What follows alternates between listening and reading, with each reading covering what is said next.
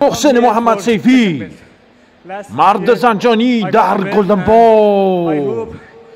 ببینید محسن امروز با احمد السیسی چی کار میکنه. احمد السیسی اسمی کار خوب. محسن یه چپ نشون میده، یه زیرگیری از محسن درو میکنه. اینجا محسن خاک کرد، ضربات اوورهند پرقدرت، اوورهند، دوباره اوورهند، چپ پانچ، یه آپر و یه اوورهند قدرتی میزنه.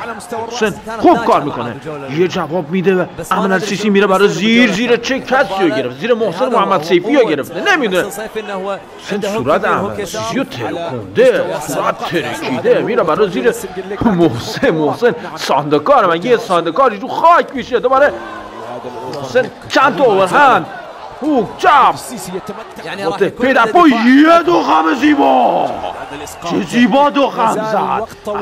یه ضربه چرخشی میزنه، محسن خاک میکنه.